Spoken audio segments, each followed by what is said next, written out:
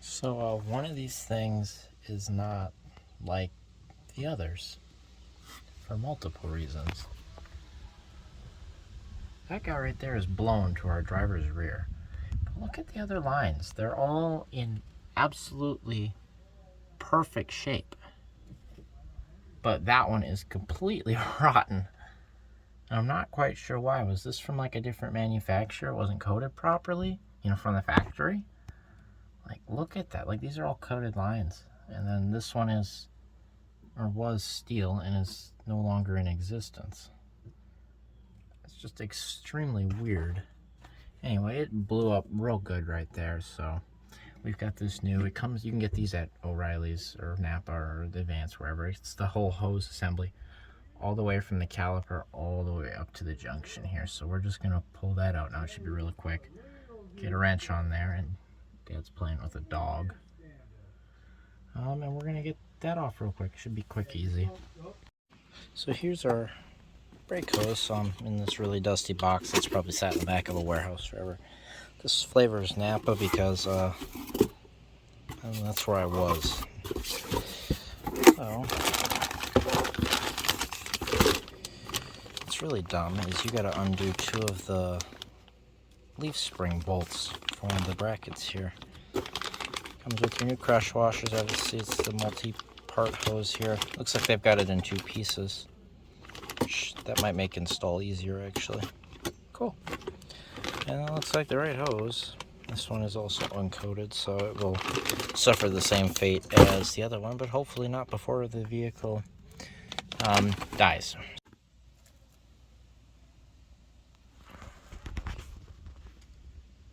Get that out. We're working on this bracket next right here. So the line is 13 mil.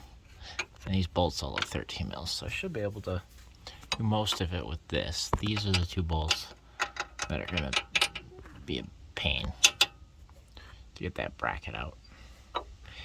And I'll need the 1/2-inch stuff. But we'll work on all these other lines first. Or I said lines. Bolts. So not much to it. There's one here. And obviously we got those, and then there's one here, and then that's probably a 15. Goes on to the actual brake caliper. And then this is in 2 pieces, but we're just gonna do it. We're just gonna leave that on and take it apart in 1 piece. Makes the most sense for us, and then we'll put it on in 2 pieces. That way we don't have a weird bend in the hose, I guess. Yeah.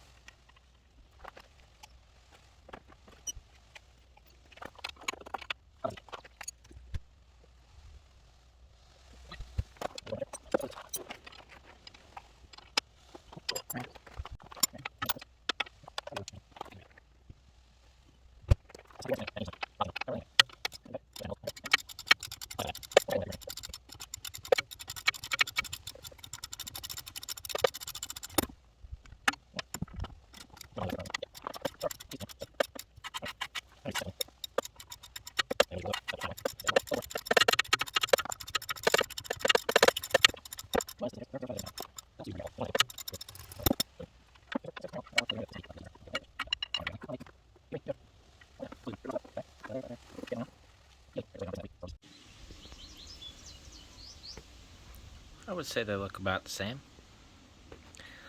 Let's get that guy in there.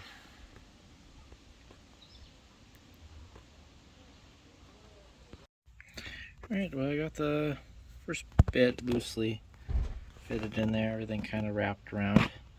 Now what I'm going to do is tighten all these. Well, first I'm going to start the line at the junction, get that tightened up, and then I'm going to tighten up all these bolts, get this in place, and then I think this needs just a little bit of a kink to fit into this, but I'll do that once everything else is in place. So I don't have to bend it more than I need to. This one's a pretty easy one, as long as your hardware comes out.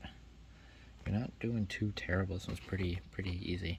Don't make sure you keep your ABS cable from getting wrapped around in that line. You need to undo that more than once to get it properly routed. So yeah, all the clips are there. It's pretty straightforward fit, which is cool. This is the only bit, which that ain't nothing, and like it might line up a little better once I tighten everything down. We'll see.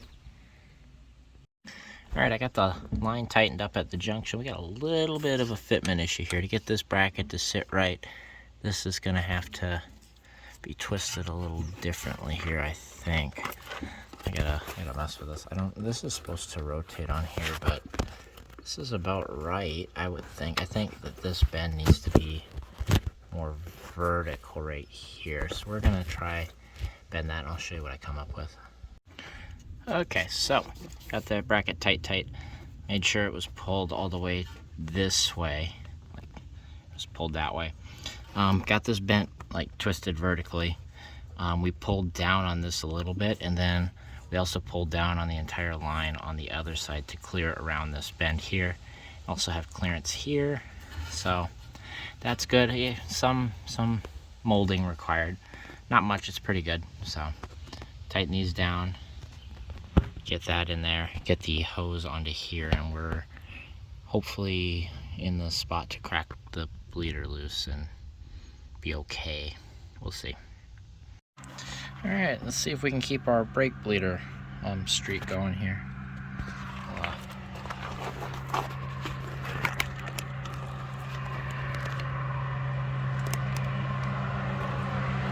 Tractor going by.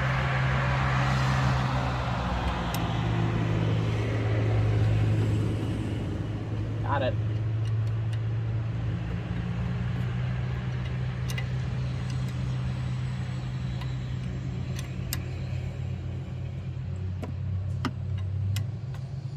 Come here, Mr. Bleeder.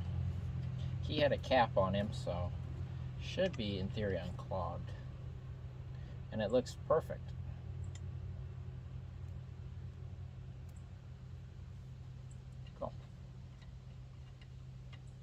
We'll leave that off, and we'll let that verify good. We'll let that attempt to gravity bleed. I'm gonna go fill up the reservoir. That's probably too low now. We'll go from there. All right, cold start. I haven't started in a few days. See if you guys can hear that knock.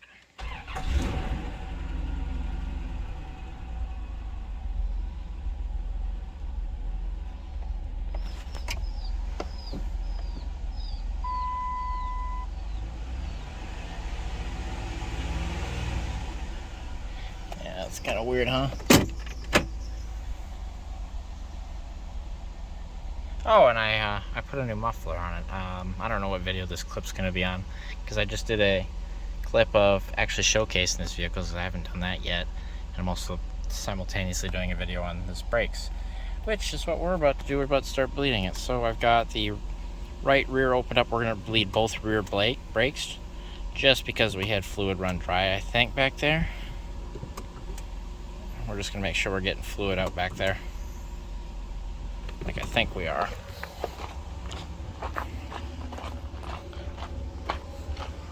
So what we got is lots of fluid in there, so I think we're going to work with that. If I can get my hand up here to tighten that bleeder. There. Okay. We'll go with that. So we got fluid out. I'm going to put the cap back on, and then we'll bleed the other rear brake and we'll take it for a drive. We're going to hope that we didn't get air to the fronts, just because, and I don't think we did, mostly because we still have fluid in the reservoir. Okay, so we're going to get our wrench on there like that. And we're going to put our guy over that, and then we're going to crack that bleeder loose. Make sure he kind of stays somewhere weighed down. As you can see, we just disconnected here. Okay, you get the idea. I'm gonna have this set here, I'm gonna have this on there, and we're gonna push the brake pedal. So that's what we're gonna do. All right, so that's clearish brake fluid. The first bit, I know I got some sediment out, but I got the cap back on. Make sure this is topped off here. Yep, she's full. I'm gonna put that tire back on quick, get it on the ground, and we're gonna take her for a test drive. Make sure we got good brakes. By the way, that's a much easier jacking point. I don't know where my brain was earlier going off of the mount for the leaf spring. I've jacked them up there before, various vehicles. But this is easier this way. I don't know if I didn't think I could clear it or what. I've done this before too. Anyway, that's easier is all I'm saying. So I'm gonna try to, okay, I can't. My grip strength ain't enough to get that to go with one hand. So anyway, I just wanted to show you that. All right, we're looking good here. So I'm going to get some gas right now. I'm going to drive this one to work tomorrow. But if you look here, we've got brakes. They feel good. They let off, and it's even, and it doesn't pull. Now we're accelerating. Fantastic. AC is blowing ice cold. Everything looks good. The only light we've got on is the fuel light, and that's not going to be on for very long here. Sweet. So this one's back in service. Back in service. That's great news. Love that.